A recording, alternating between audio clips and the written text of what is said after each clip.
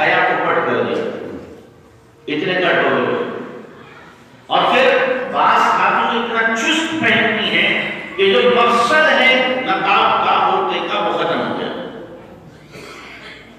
برقعے کا جو مقصد ہی یہ تھا کہ پتہ نہ چلے جوان ہے بچی یا بوڑھی ماں ہے، بہو ہے بیٹی ہے یا بوڑھی ماں ہے، کوئی اندازہ نہ لگا سکے ایسا برقع پہنا جائے.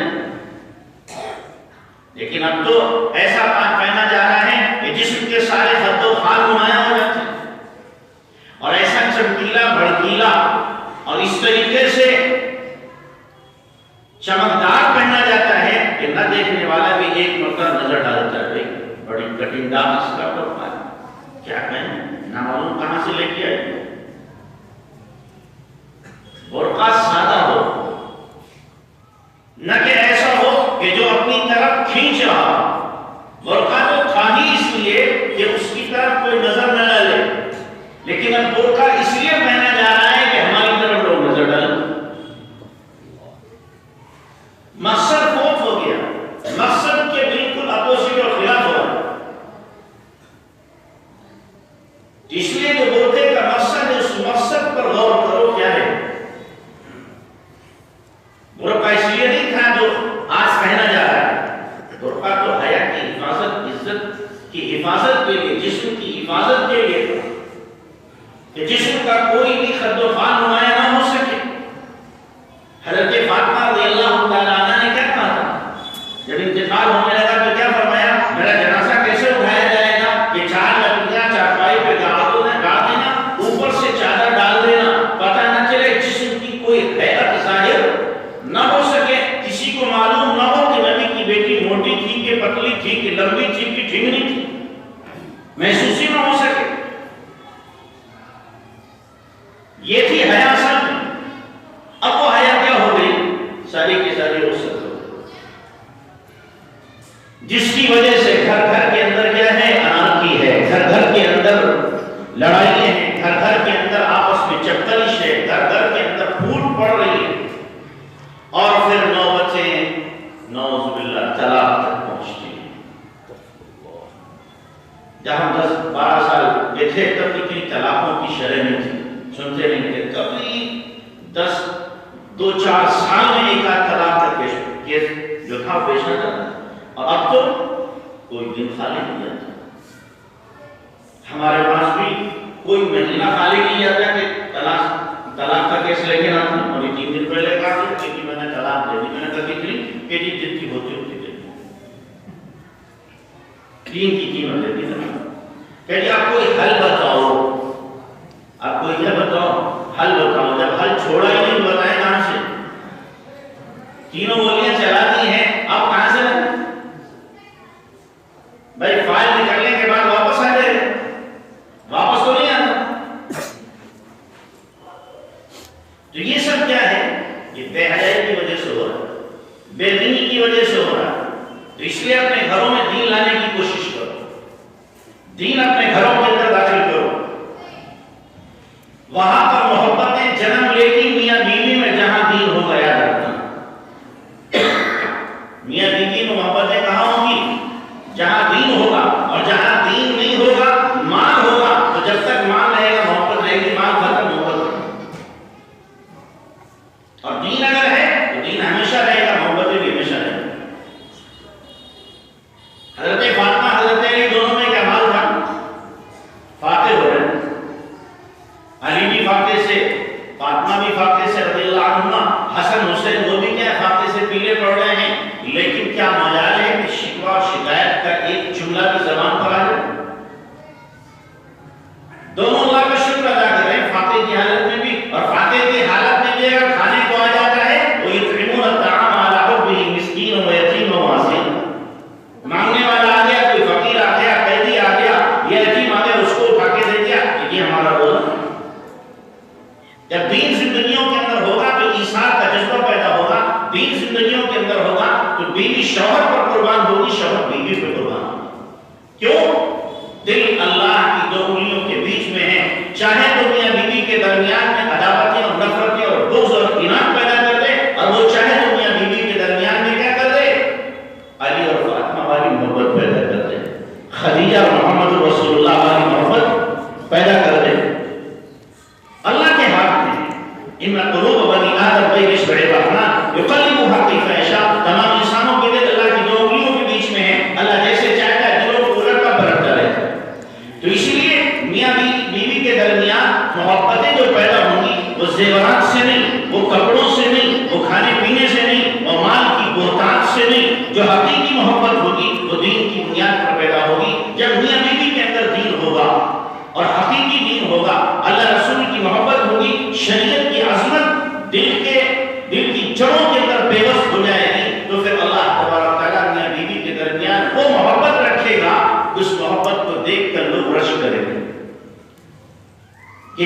تو کبھی لڑائی نہیں ہوتی، ان کی کبھی لڑائی نہیں ہوتی، نہ شوق میاں بیوی میں لڑائی ہوتی ہے، نہ ساس بہو میں کبھی لڑائی ہوتی ہے، نہ اسی طریقے سے باپ بیٹے میں کبھی لڑائی ہوتی ہے. ان کی تو سنی نہیں لڑائی.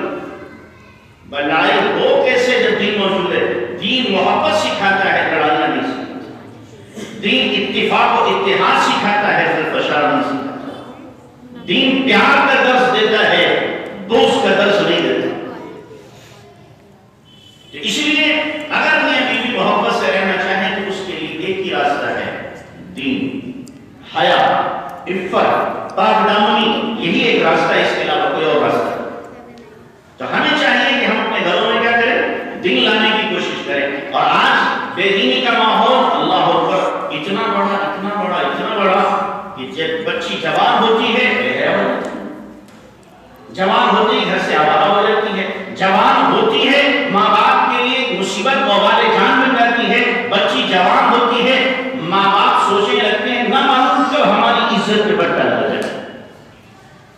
کیوں ہو رہا ہے؟ اس لیے کہ ماں باپ نے جو دین دینا تھا وہ نہیں دیا.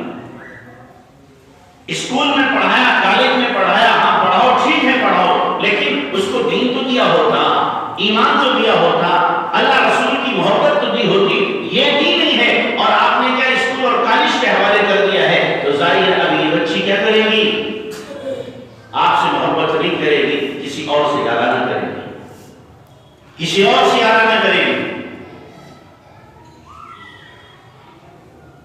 تو پڑھانا منع نہیں ہے، لیکن اس پڑھانے کی وجہ سے اگر ہماری بچیاں بے راہ روی کا شکار ہو رہی ہیں، ہماری بچیاں بے پردہ ہو رہی ہیں، ہماری بچیاں حکمردوری کر رہی ہیں، ہماری بچیاں شریعت کے خلاف زندگی گزار رہی ہیں، ہماری بچیاں گھروں سے باہر نکل رہی ہیں، تو اس پڑھانے کو پھر ہم کہیں گے جائز نہیں، حرام ہے. جو تعلیم ہماری حیات کو ہم سے چھین لے، جو تعلیم ہمارے ایمان پہ شبہوں مار دے، جو تعلیم اللہ رسول کی محبت کو چھین لے، جو تعلیم ہمارے کلچر کو برباد کر دے، تہذیب کو نیست و نابود کر دے، اسلام کے تمدن اور ثقافت کو ختم کر دے، اس تعلیم پر ہم پھر لعنت بھیجیں گے. یہ تعلیم نہیں ہے، یہ بے حیائی کا درس ہے، بے حیائی کا درس ہے. ہم تعلیم کے مخالف نہیں، لیکن جو تعلیم دین کے خلاف ہے اس کے مخالف ہے. تو اسی لیے اپنے گھروں کے اندر دینی ماحول پیدا کرنے کی کوشش کرو، دینی ماحول پیدا کرو، ایمانی ماحول پیدا کرو، تاکہ ہماری بچیاں بچیں. ہم اپنی بچیوں کو ایسا سبق دیں، ایسا درس دیں کہ جب کسی کے یہاں بیاہ کر کے جائیں، اس گھر کے اندر کیا ہے؟ برکتوں کا ماحول پیدا ہو جائے، محبتوں کا ماحول پیدا ہو جائے. ہر گھر والا کہے گا اس بچی کے آتے ہی کیا ہے؟ پورے گھر کا ماحول بدل جائے. آپ اندازہ لگائیے، ایک سال مجھ سے پرسوں کہہ رہے تھے کہ ہماری بچی کی شادی ہوئی، عالم تھے وہ، بچی کی شادی ہوئی اور گئی وہ اپنے سسرال. ایک ہفتے کے اندر اس نے وہ محنت کی اور وہ خدمت کی کہ سارے گھر والے کی ودا کا پورا گھر تمہارے حوالے، پورا گھر تمہارے حوالے. ساس اس کی معذور تھی، بیٹی موجود ہے، جوان خدمت نہیں کر رہی، بہو خدمت کر رہی. بہو کہتی میں اپنے ابا کے گھر جاؤں گی تو ساس رونے لگتی، بیٹی ہماری خدمت کون کرے. بیٹی موجود ہے لیکن وہ کیا کہہ رہی، بیٹی ہماری کون خدمت کرے. پورا گھر اس کے حوالے ہو گیا. یہ بھی تو درس دیا ہے کسی نے، یہ بھی تو سبق دیا ہے کسی نے کہ بہو کے جانے پہ سانس رو رہی، بہو کے جانے کی وجہ سے گھر والے سارے کے سارے کیا ہیں؟ کبیلہ خاطر ہو رہے ہیں، سارے کے سارے پریشان ہو رہے ہیں. یہ بھی تو بچی ہے. اور آج کل کیا ہے؟ ماں کیا تعلیم دیتی ہے کہ جیسے بچی گھر میں جاتی ہے کسی کے سب سے پہلے کیا تو پاڑ میں بانٹ دیتی ہے. جیسے ہی آتی ہے کہ ہمیں الگ کر دو، ہمارا چولہا الگ، ہمارا چولہا الگ، ہمارا شوہر لایا ہمارے پاس اور تمہارے کمائے تمہارے پاس. اس ماں نے درس نہیں دیا، اسلام نہیں سکھایا، ایمان نہیں سکھایا. اس ماں نے محبت کا سبق نہیں دیا ہے. جسمانی نفرت اور عداوت کا سبب بنے.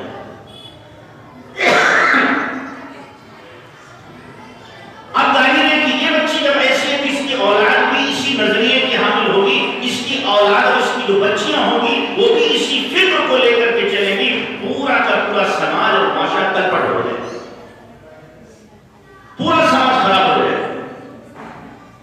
تو اس لیے اپنی بچیوں کو خاص طور سے گھروں کے کام سکھاؤ، گھروں میں کیسے رہا جاتا ہے یہ سکھاؤ.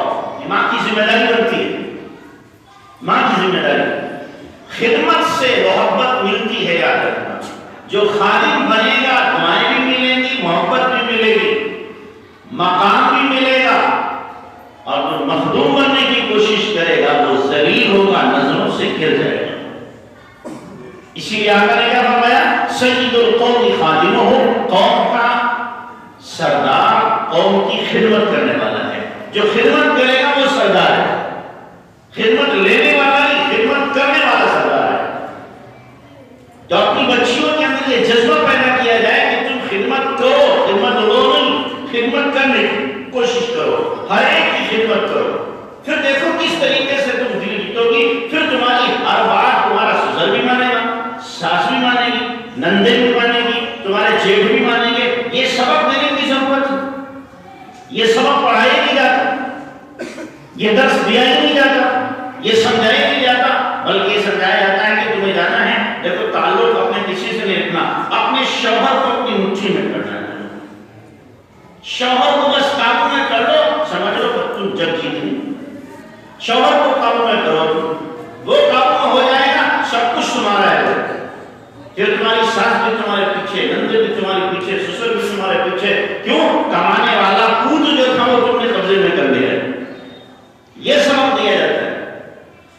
ارے یہ سبق دو، تیرے مقدر کا تجھے ملے گا، تو خدمت کرے گی تو بھی، نہیں کرے گی تو بھی. تیرے مقدر کا تجھے ملے گا. جب تو 4 آدمیوں کی خدمت کرے گی، ان کی دعائیں ملے گی، اور ان دعاؤں سے تو سرسبز و شاداب رہے گی. اللہ سب کچھ تجھے نوازے گا. یہ سبق دینے کی ضرورت ہے.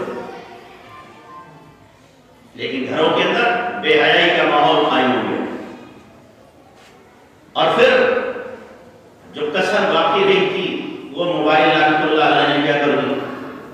پوری کر دی. انہوں نے پوری آ کر دی. اب تو بچیوں کے ہاتھ میں بھی بڑے بڑے موبائل ہیں. بچیوں کے ہاتھ، ان کو کیا ضرورت ہے؟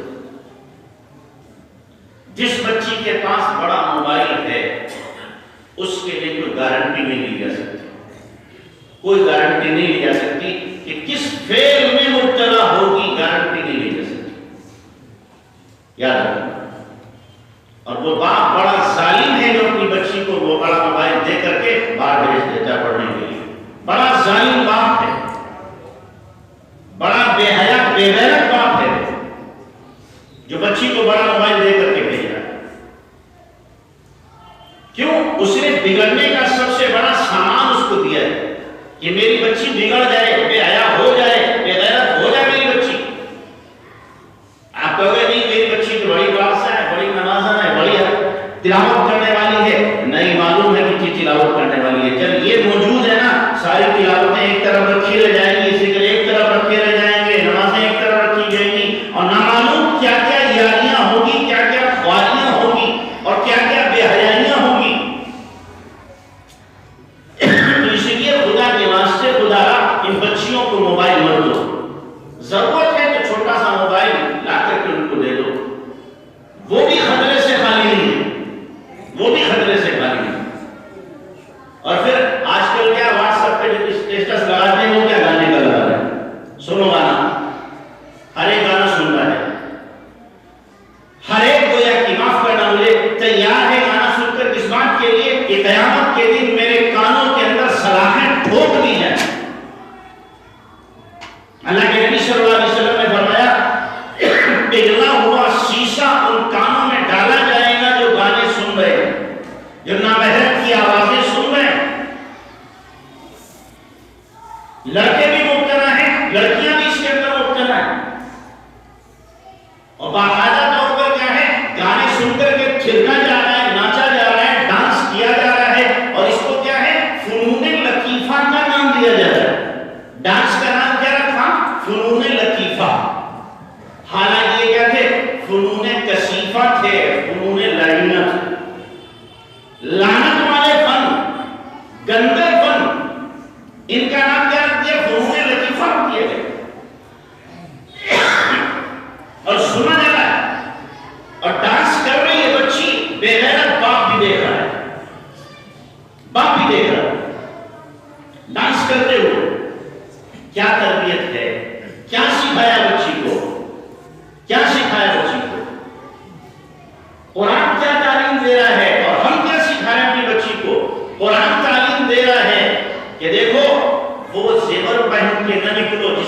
جھنکار کسی غیر مرد کے کان میں پڑ جائے. وَلَا يَضْرِبْنَ بِأَرْجُلِهِنَّ لِيُعْلَمَ مَا يُخْفِينَ مِن زِينَتِهِنَّ. قرآن کی یہ تعلیم دے رہا ہے. آقا فرما رہے ہیں جو عورت خوشبو لگا کے نکلی اور کسی غیر مرد نے اس کی خوشبو سونگی، فرمایا وَهِيَ كَذَا ویسی ویسی، یعنی زانیہ ہے. زانیہ ہے وہ جو خوشبو لگا کے نکلے یا ایسا میک اپ کر کے نکلے جس میک اپ میں خوشبو ہے اور غیر مرد اس کو سونگ رہا ہے، تو فرمایا وہ زانیہ ہے. آج کل میک اپ کیے جا رہے ہیں، خوشبودار میک اپ ہو رہے ہیں. غیر شادی شدہ بچیاں بھی کر رہی ہیں اور شادی شدہ عورتیں بھی کر رہی ہیں، اور میک اپ کرنے کے بعد میں پورا پوچھنے کے بعد میک اپ یا پینٹ کرنے کے بعد میں آپ جا رہی ہیں کہاں؟ شادی حالوں میں، اور وہاں اپنے حسن کا نظارہ کرا رہی ہیں، وہاں ان کے حسن کا نظارہ ہو رہا ہے. اب مانا تو دوپٹہ ہے، نہ اسی طریقے سے کوئی اور احتیاط ہے، مکمل بے احتیاطی ہے، مکمل بے احتیاطی ہے. اور مجھے معاف کرے خواتین، یعنی دکھاوا اتنا ہوتا ہے کتنی سردی ہو، اگر نیا جوڑا پہنا ہے تو اس کے اوپر سوٹر نہیں پہن سکتی جواب، یا اسی طریقے سے کوئی اور کپڑا نہیں کی پھر اس لیے کہ کپڑا دکھے گا کتنی سردی ہو جائے. چاہے آ کے بیمار ہو جائیں. حضرت خانم نے لکھا نا کہ ایک عورت کیا گئی، اس نے کانوں میں بالیاں پہنی نہیں سونے کی، دوپٹہ اڑے ہوئی تھی. اب کسی عورت نے دیکھا نہیں، کچھ کہا نہیں، تو اس نے یوں کہا گرمی بہت ہو رہی ہے، اور دوپٹہ پیچھے کیا اس نے. تو یہ عورت نے دیکھا کہ یہ بالیاں کہاں سے لائی، بڑی اچھی ہیں، بس خوش ہو گئی، یہ تعریف ہو گئی. اچھے کپڑے پہننا ہے، اچھے زیور پہننا ہے، اچھا میک اپ کرنا ہے، گھر میں کرو اپنے شوہر کے لیے. میک اپ کرنا منع نہیں ہے، اچھے کپڑے پہننا منع نہیں ہے، خوشبو لگانا منع نہیں ہے، اپنے شوہر کے لیے کرو. شوہر حقدار ہے آپ کے حسن کا، شوہر حقدار ہے آپ کے کپڑوں کے دیکھنے کا، شوہر حقدار ہے آپ کے میک اپ کو دیکھنے کا، آپ کسی اور کو حق نہیں. ان کے لیے کرو جتنا کر سکتی ہو، ان کا دل خوش کرو، جیسے وہ خوش ہیں ویسے خوش کرنے کی کوشش کرو. شریعت نے ہمیں یہ حکم دیا ہے. کوئی بچی میک اپ کرے قطعاً اس کی اجازت نہیں دی گئی. کوئی بچی کیوں میک اپ کرے، کس کو دکھانے کے لیے کرے گا؟ کوئی بچیاں فل میک اپ کے اندر ہیں، فل میک اپ کے اندر کوئی بچیاں، ماں باپ بھی کیسے مٹھوس قسم کے ہیں جس کی اجازت ہے. اس کو کیا، کس کو دکھائے گیا، کس کے لیے میک اپ کر رہے ہیں؟ تو خدا کے واسطے اپنے گھروں کی حفاظت کرو، اپنے گھروں کی حفاظت کرو، اپنے گھروں کے اندر حیا کا ماحول قائم کرو، دین کا ماحول قائم کرو، اپنے گھروں کے اندر ایمان کا ماحول قائم کرو، تعلیم کا ماحول قائم کرو، اور محبتوں کو وجود دو، نفرتوں کو ختم کرو. اپنی بچیوں کو بھی وہ تعلیم دو کہ بدماشوں کی جھرمٹ میں یہ بھی نعرے تکبیر ادا جائے. اپنی بچیوں کو بھی وہ ایمان دو، وہ جذبہ دو، وہ غیرت دو، وہ حمیت ایمانی دو کہ کسی حال میں بھی ایمان کا سمجھوتا نہ کر سکے، کسی حال میں بھی جھکنے والی نہ ہو، کسی حال میں بھی اپنے ایمان کے لیے ایک لفظ سننا گوارا نہ ہو. ایسی غیرت ان کے اندر پیدا ہو، ایسی حمیت پیدا ہو. نئے کہ ہمارے گھر کی بچیاں غیر مسلموں کے ساتھ چلی ہیں، غیر مسلموں کے ساتھ. آپ اندازہ لگاؤ 8 لاکھ بچیاں غیر مسلموں کے ساتھ رہ چکی ہیں. 8 لاکھ بچیاں مسلمان غیر مسلموں کے ساتھ. ابھی 3 دن پہلے زیارت پر بالمیکی کے ساتھ مسلمان بچی جا رہی ہے، پکڑی بالمیکی کے ساتھ جا رہی ہے. کیا سکھایا ہے مسلمان ماں باپ نے، کیسا درس دیا ہے؟ جو اپنے ایمان کو داؤ پہ لگا دے، ایمان کو بیچ دے، ایمان کو پسے پشت پھینک دے اور کہے نہیں مجھے ایمان کی ضرورت نہیں ہے، مجھے ان بے حیاؤں کی ضرورت ہے، ان بے غیرتوں کی ضرورت ہے، ان بے ایمانوں کی ضرورت ہے. یہ ذمہ داری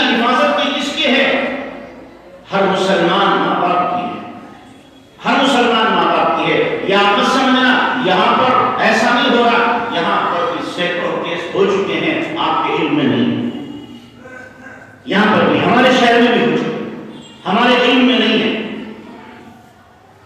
تو اسی لیے اپنے گھروں کی حفاظت کرو، اپنی بچیوں کی حفاظت کرو، ان کے ایمان کو مضبوط کرنے کی کوشش کرو، ان کا ایمان مضبوط ہو، اور ایسا مضبوط ہو کسی ماحول میں بھی وہ سمجھوتا کرنے کے لیے کسی حال میں نہیں جا رہا، کسی حال میں غلط قدم اٹھانے کے لیے کبھی بھی وہ گوارا نہ کرے، غلط قدم میرا نہیں اٹھ سکتا ہے۔ اگر کسی سے محبت ہو بھی جائے مسلمان لڑکے سے، اس کا اظہار نہ ہو، اللہ سے مانگے اللہ اگر محبت ہوگی تو نے ڈالی ہے، اگر میرے حق میں بہتر ہے تو دے دے، ورنہ اس کی محبت کو نکال دے۔ غلط محبت ایمان کو چھین لیتی ہے۔ لکھا ہے کتابوں کے اندر ایک لڑکا تھا مسلمان، لڑکی تھی عیسائی، دونوں میں محبت ہو گئی۔ عیسائی لڑکی کے باپ نے منع کر دیا، تم مسلمان ہو، اپنی بیٹی تمہیں نہیں دے سکتے، تم عیسائی ہو جاؤ تو ہم اپنی بیٹی دے دیں۔ یہ عیسائی نہیں ہوا، وہ مسلمان نہیں ہوئی، پھر یہ اس کے عشق میں بیمار ہو گیا لڑکا، اور بیمار ہو کر کے اسپتال چلا گیا، لبے دم ہو گیا، مرنے کے قریب۔ جب مرنے کے قریب ہوا تو اس کے پاس میں جو اس کے دوست تھے، اس نے دوستوں سے کہا کہ دیکھو اس لڑکی سے میری ملاقات دنیا میں تو ہو نہیں سکتی، اور میرا مرنے کا وقت قریب ہے، تم گواہ ہو میں اسلام چھوڑتا ہوں، عیسائی ہوتا ہوں، تاکہ قیامت میں اس سے ملاقات ہو جائے۔ ادھر جو عیسائی لڑکی تھی اس کے دل میں محبت تھی، وہ بھی بیمار ہوئی اور وہ بھی مرنے کے قریب ہوئی۔ اس نے جو اپنی سہیلیاں تھی، بہنیں تھیں، ان سے کہا کہ دیکھو وہ مسلمان لڑکا تھا، میری اس سے یہاں پر ملاقات نہیں ہو سکی، تم گواہ رہو میں مسلمان ہوتی ہوں تاکہ قیامت میں جنت میں ملاقات ہو جائے، تاکہ قیامت میں جنت میں مسلمان ملاقات ہو جائے۔ وہ عیسائی مسلمان بن کر کے گئی اور یہ مسلمان عیسائی بن کر کے گیا۔ وہ اپنی محبت میں کیا تھی؟ پاکیزہ تھی، یہ اپنی محبت میں گندا تھا۔ ہو جاتی ہے لیکن اس کو کیا ہے؟ اللہ کے سپرد کرو، اللہ کے حوالے کر دو، اللہ کوئی راستہ نکالے گا، کوئی نہ کوئی راستہ نکالے گا، لیکن حتی الامکان کوشش ہو کہ میں محبت کروں تو صرف اپنے اللہ سے، محبت کروں تو میں صرف رسول اللہ سے، میرے دل میں ان دو کی محبت ہو، باقی کسی اور کی محبت نہ ہو۔ باقی جو محبتیں ہوں، ماں کی، باپ کی، بھائیوں کی، بہنوں کی، یا اسی طریقے سے دیگر رشتہ داروں کی جو محبتیں ہوں، وہ ان دونوں محبتوں کی وجہ سے ہوں کہ اللہ نے حکم دیا ہے ماں باپ سے محبت کا، اللہ نے حکم دیا ہے بھائی بہنوں سے محبت کا، اللہ نے حکم دیا ہے رشتہ داروں سے تعلق کا، اللہ نے حکم دیا ہے حسن سلوک کرنے کا، اس لیے میں کروں، ورنہ اس دل کے اندر اللہ رسول کے علاوہ کسی اور کی جگہ نہیں ہونا چاہیے، نہیں ہونا چاہیے۔ اور جب اللہ کی محبت دل میں آئے گی تو اللہ تبارک و تعالیٰ غیر کی محبت کو خود ہی نکال دے گا، چھٹی ہو جائے گی۔ بڑے آتے ہیں تو چھوٹے غائب ہو جاتے ہیں، بڑے آتے ہیں تو چھوٹے غائب ہو جاتے ہیں۔ جب اللہ سب سے بڑا دل میں آئے گا، جتنے چھوٹے ہوں گے وہ سارے کے سارے خود ہی بھاگ جائیں گے، وہ سارے کے سارے خود ہی نکل جائیں گے انشاءاللہ۔ تو اپنے گھروں کے اندر ہم ایسا ماحول بنانے کی کوشش کریں جو ماحول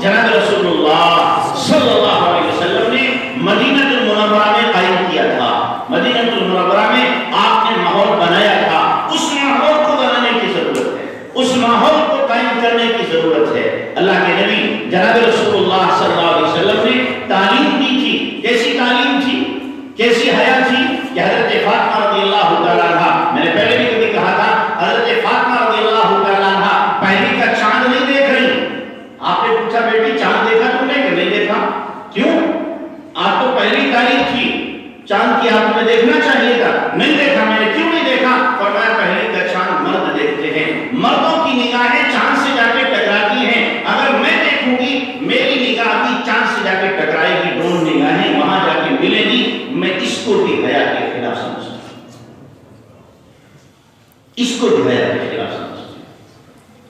اللہ